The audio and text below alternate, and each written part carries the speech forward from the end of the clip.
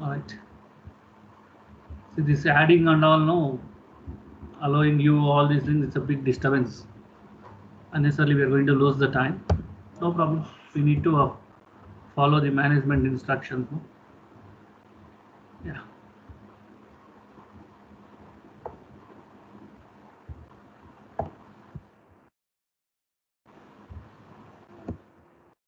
I'm just copying the program. I'm just going to execute it now.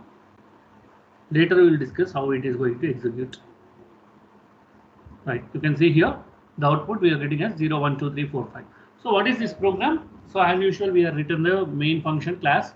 I am declaring a variable called num, which we are assigning into 0. We are assigning it to 0. So while num less than or equals to 5. So we are writing the condition. So as all of you know, the while is called entry controlled loop. The while is called entry controlled loop. What is entry controlled loop? So in the initial stage itself, we are going to check the condition. Whereas do while will be exit controlled loop. Do while will be exit controlled loop. So in while condition, we'll check the condition, then we'll execute the block of code. Whereas in do while condition, first iteration will execute the block of code, then check the condition. That's what we did yesterday. As Ashish is asking yesterday, sir, why we are giving 6, it is showing output wrong. Because so once I give the 6, it will execute the program. At the end, it will check for the condition, whether it is satisfying the condition or not. If the condition is not satisfied, so obviously it is going to throw the wrong output. So here in this example, this particular example, while we are using, so while is called entry control loop. Initially I am declared a variable called num, which is assigned to a value called 0. So while num less than or equals to 5, what I need to do? I need to print the num value. I want to print num value. So initially it is 0, so it will print 0. First it will come here, it will check 0 less than or equals to 5. If 0 is less than or equals to 5, condition satisfies, then it will come here and print the 0 value, and it will increment the num value. Now 0 will get increment to next value. Num plus plus means num plus 1. So 0 plus 1, 1. Again loop continues. 1 less than or equals to 5. Condition satisfies. Again it will print 1. Now 1 will be incremented to 2. 2 less than or equals to 5. Condition satisfies. It will print 2. Again 3. Again 4. Again 5. So when 5 comes here, 5 less than or equals to 5. Still the condition satisfies. So it will go and print value 5. Next time the num value will become 6. Num value will become 6. So when it goes here, 6 is less than or equals to 5, condition fails. So when the condition fails, the cursor will exit from the while loop and it will complete the process, right? So like this, we are going to use while condition in Java. So it is similar to your C programming or C++ programming. I am not doing any kind of wonders here. I'm just using the syntax of while condition. I'm just writing the logic, right? So this is how we are going to use while condition in Java. So is it clear to everyone? If it is clear, raise your hands. If you have any doubt, you can raise the doubt.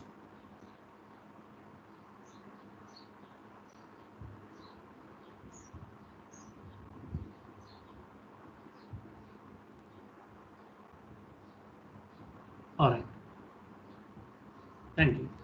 So let us go to the next. So next will be for loop. So let us take some example program of for loop. I think we have here only. Where is our document? Yeah. So do while we have seen yesterday. How this is the same example we have seen for do while. So now for loop. So as you know, all of you know, for is going to be both entry and exit control loop, because we are going to see both the things here. We are going to initiate the variable, we are going to check the condition, and we are going to take the values, right? So that is the reason for is called as entry and exit control loop. So in Java, compared to C and C++, there are two types of for statements. As I said at the time of theory, so you can write for condition as well as you write for each condition. You can write for condition, you can write for each condition. What is for condition? In the for condition, we are going to have initialization, declaration, condition, initialization, condition, increment or decrement. It is like normal for loop. Whereas for each loop, you can see here. So this is a for each loop.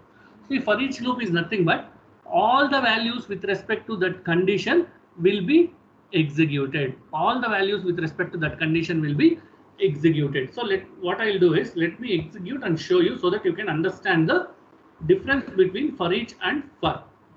So let me just copy this.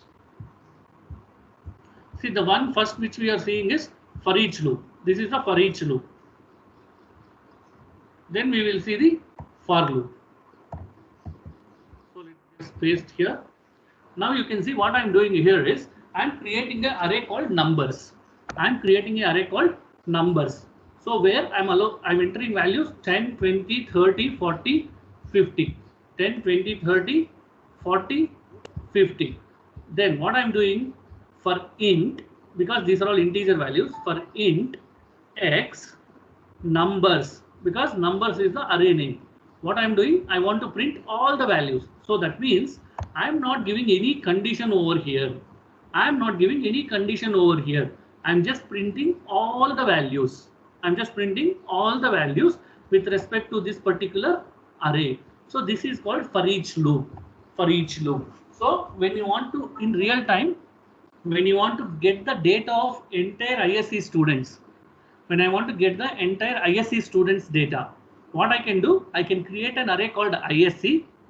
I can create an array called ISC. Then I can call the string name colon ISC. So where I'm going to get all the student details of ISC. All the that also we will see next. So now what I'm doing is initially I'm initializing one integer array. Within that I'm taking some values, and for that values without any condition I want to print them. So how to do that?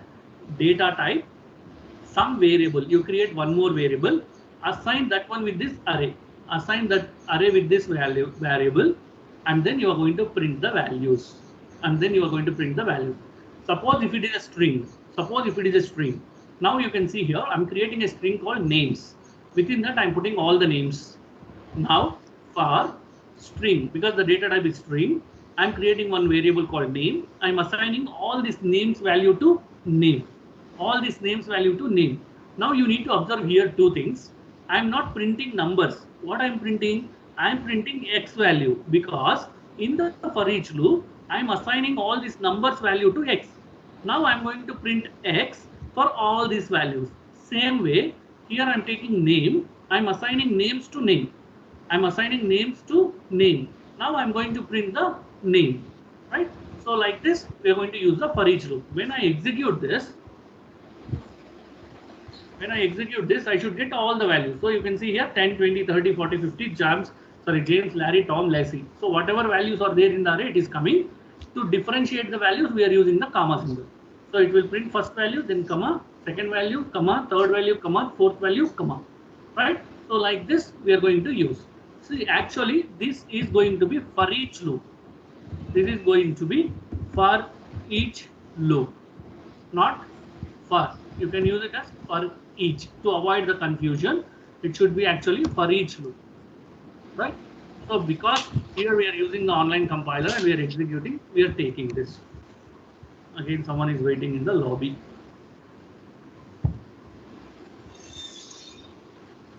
All right. See, for each loop, we are going to write like for all the values, assign it to a new variable and print them. You cannot write any condition over here. If you are writing some condition, then it will become normal for. Otherwise, it will become for each loop. For each loop, right? So is it clear? Any doubt, or do you want me to repeat once again? Sir, can you repeat it once again?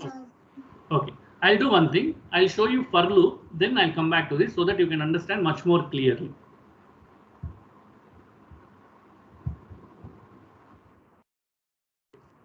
So this is our normal for loop, right? This is our normal for loop. So let us just execute this, then I'll come back to that program so that you can easily understand.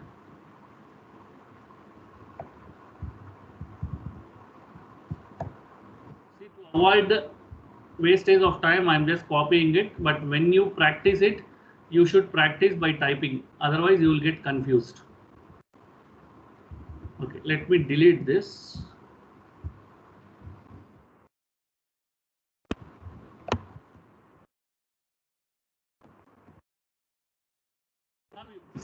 See, what I'm doing here is I'm creating a variable called sum. I'm just assigning it to 0. I'm taking multi-dimensional array by name nums. So where I'm going to add some values. So what is the values I'm going to add? I'm going to add integer values of 3 and 5. So how to add those values? For int I equals to 0, I less than 3, I plus plus. So that means the first index I'm taking. And for j equals to 0, j less than 5, j plus plus. So I'm going to take the j less than 5, j plus plus. Now what I'm going to do, I'm going to calculate the num of ij value is I plus 1 into j plus 1. So whatever value you are getting I and j value, that I'm going to store it. Now what is happening? This is the normal for loop. Okay, we have both here only. You can understand here. So this is a normal for loop which you can easily understand, where we have some initialization, some condition, increment or decrement. Now what I want to do is I want to print all these values. How to do that? For that I'm going to use for each loop. So nums is a multi-dimensional array. That values I'm assigning it to a array called x or variable called x. So from that I'm going to print each and every value by calculating the sum value. First let us execute it. First understand half of the portion, then remaining half we'll understand. Alright. Now you can see what is happening here, because we are taking the I and j value. So initially what is the value we are going to get?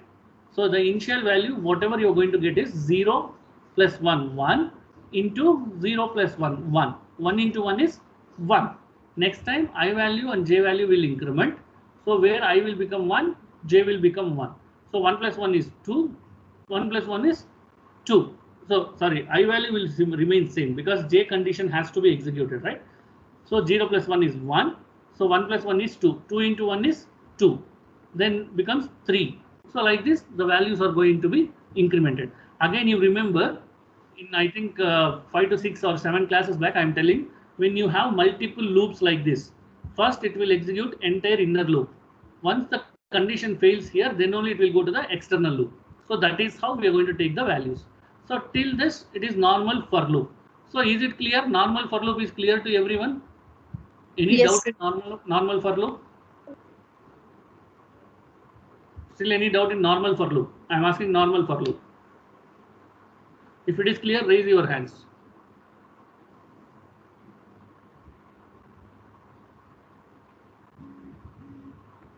All right. So let us now see what is the for each loop.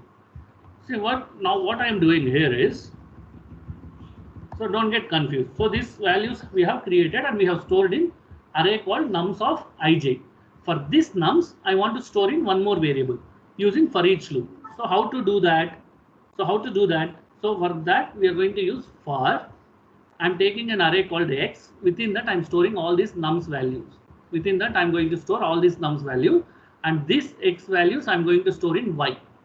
This x values I'm going to store in y, just to avoid the confusion. Or you can write single for loop, for each loop, no problem. Now I'm going to print the y value. That means each and every value I'm going to print. And I'm going to calculate the sum. Sum equals to sum plus y. Don't worry about this logic. Logic might be anything. So sum initially it is 0, 0 plus y, 0 plus 1, 0, then 1 plus 2, 2 plus 3, 3 plus 4, 4 plus 5, 5 plus 6, like that it is going to calculate. Now what I'm doing here is, because I want to use for each loop, I'm going to assign all my nums value to one array or one variable, and this will be used further. So if you go and see here, so the value is, so it will calculate the total values, and then it is also going to give us the summation. Summation is sum of all these values, it is going to calculate. So that means whenever you want to print all the values in a loop, in an array, all the values in array, then you can use for each loop. So let me just go here to avoid confusions. You can see here. So what we are doing here is, we are taking one array. That array will be assigned to one more variable. Now what is going to happen? The values of this array will be stored in this variable individually. Because we are using for each loop, it is going to print one by one. James, Larry, Tom, Lassie. Same thing there also it is happening, and it is going to calculate the sum value. It is going to calculate the sum value. See, it will be little confusing until you practice it. For loop and for each loop, there will be little confusing. If you practice it, you clear that. So for loop with the condition, for each loop without any condition when you want to write all the values, right? So is it clear now? Still any confusion? Very simple. You remember two things. For loop, there will be a condition. So in an array, if you want to apply some conditions, then you go for loop. You don't want any condition. You want to print all the values. You want to print all the values. Then you go for each loop. Then you go for each loop. Otherwise, what will happen is, can we use for loop instead of for each loop? Yes, you can use it. Yes, you can use it. When you don't put condition, then it will become for each. See here, see in this example, if I am not putting any condition, I am not giving any limitation like this, then it will become for each only, right? So when you giving condition, increment or decrement, then it will become for loop. I know still the confusion will be there. Keep on going, we'll get some more programs. There we are going to use for loop, for each loop. So there you will get little more clarity on how to do it. So once you practice it, you will get it clarified, right? So like this, we are going to use for loop and for each loop in Java. For loop and for each loop in Java. Right. Next, we have studied about the break, that is jump statements. So how to use jump statements? Now we will see here.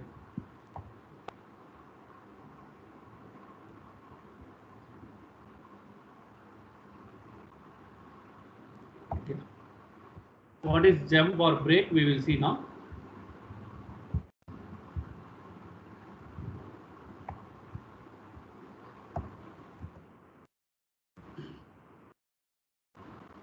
Now what is going to happen here is, you can understand easily.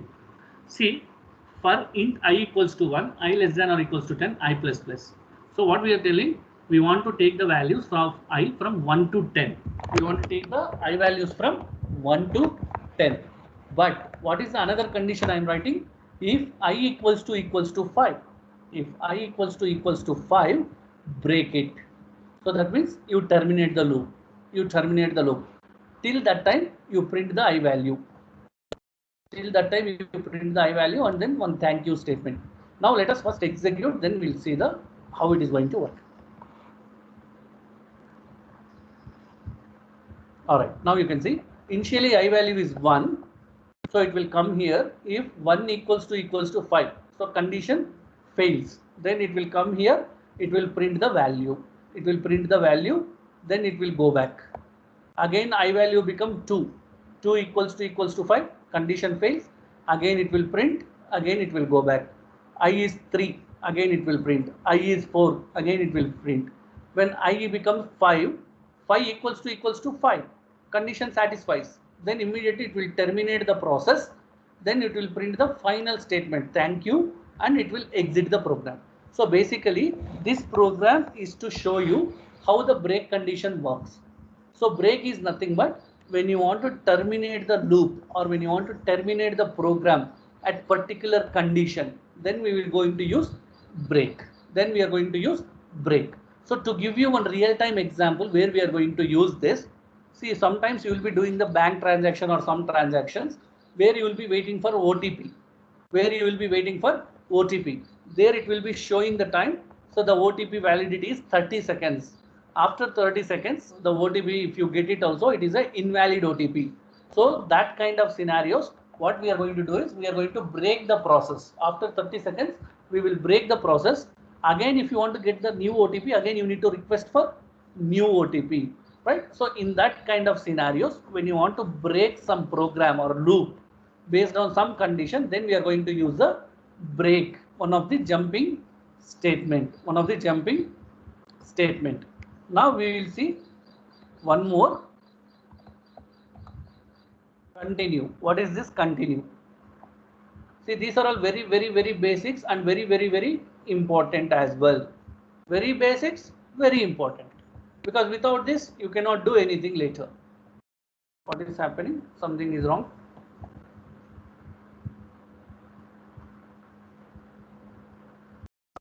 That for statements.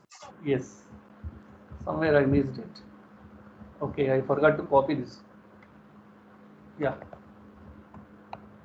So now let me just go here. See, this textbook programs only I'm giving for practice, so that when you go for exam, it will be easy for you. Now what is going to happen? Again, we are writing one for loop where I value is 1 till 10 we can take. Again, what we are checking, if I want to equals to 0. If I want to value is 0, then continue. So what it will do? So it will skip the next statements if any. It will skip the next statements if any. So first what will happen? 1 will come here. 1 mod 2 equals to 0. Is condition satisfies? 1 mod 2 is 0. Let me first execute, then I'll come back here. Alright. Now you can see here. So 1 mod 2 is not equals to 0. It will come here and it will print. When it goes to 2, so it will go here. 2 mod 2 equals to 0. Condition satisfies? Yes or no? Yes, sir. Okay. So when condition satisfied, it will come here. So it will skip that particular statement. It will go to the next statement. That means I value will become 3. So when 3 mod 2 is not equals to 0, it will print the 3 value. Again, it will come with the 4. 4 mod 2 is 0. Then it will skip that particular statement and it will go. So the difference between break and continue is break will exit the entire loop or program. Whereas continue, it is going to it is going to remove only that particular statement and it will continue from the next statement. It will exit from that particular statement, it will continue from the next statement. So that is the difference between break and continue. Break and continue. Is it clear to everyone? Any doubt here? Break and continue?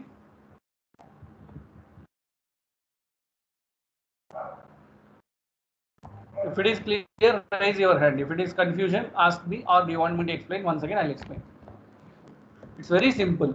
When you write break, it will exit the entire program or entire loop. If it is a continue, it will only remove that particular statement. Execution will continue from the next iteration or next statement itself, right? So these two are called as jumping statements. These two are called as jumping statements in Java. Jumping statements in Java, right? So let me go here. So now we have seen if you observe second module, we have seen what is JDK, what is bytecode, what is buzzwords of Java, what is object-oriented programming, simple Java programs we have seen, different data types we have seen, variables we have seen, operators, arrays, control statements. So these are the very basics of Java which we are going to see. So we are almost done with the second module where we have seen all the basics of Java. In the third module, we are going to talk much about the concepts of object-oriented programming. I won't say concepts of object-oriented programming. I will say they are the major concepts of Java. There we are going to talk about classes, basics of classes, how to declare the objects, how to use constructors, because in C++ we have seen constructors. So here also we are going to see how to use constructors in Java. And there we have seen this keyword. Here also we are going to see this keyword. Then you have not seen garbage collection there. We are going to see garbage collection here. So once it is done, we are going to talk about inheritance, types of inheritance, how to implement inheritance, what is meant by multiple inheritance, multi-level inheritance, then method overriding, then exception handling. This is another beautiful concept in Java, which is exception handling, which is not there in C and C++. C and C++ does not support exception handling directly, but Java supports exception handling directly, right? So next module, we are going to talk much about the pure Java. We are going to talk much about pure Java. And if you remember, yesterday I am telling about the event handling. See, if I move cursor, I told example also. Say for example, if I move cursor onto this Kavana's profile pic or Kavana's this one, I am getting entire details of Kavana. So how it is possible? This is called events. These are called mouse events. These are called mouse events. So how we are going to do that? So that is what we are going to study in the fifth module, which is called event handling. event handling. So we are going to see the event handlers, how to write the event handlers, how to work with them. So okay, that we will see later. So as a tomorrow's class, we are going to start with the third module where we are going to talk much about the classes, inheritance, exception handling. Now, if you have any doubt with respect to basic Java programming, you can ask, because once I enter into inheritance, classes, exception handling, I won't talk about basics of Java because I'll use it. I'll talk about inheritance, how to implement inheritance. There I won't give explanation about how to write for loop, how to write while loop, how to write data types, how to write the operators. That and all I'm not going to discuss. I'm going to discuss inheritance. Okay, how to implement inheritance. Within that, you may get 100 for loops or 20 for loops. So I cannot discuss all those things, right? So any questions or any doubts with respect to basics, you can have. Not only now, you go back, already material is with you. Take out the module 2, read it once. Read the entire module 2 once, glance. Then come back tomorrow. Any doubt, any question, before I start the third module, I'll give you 10 minutes time. Any questions are there, you can ask me. I'll execute, I'll show you how it is going to be implemented. How it is going to be implemented. Then we'll move to the third module. Once we get into the third module, I'm not going to explain the concepts. Again, I mean basics. I'll explain only the concepts, how the inheritance should be implemented, how the exception handling will be implemented, how the classes will be implemented in Java, how to write the objects, how to write the overriding, all those things. So any questions are there, you can ask me now. I'll just pause for a minute. You can ask the questions, either unmuting or in the chat box.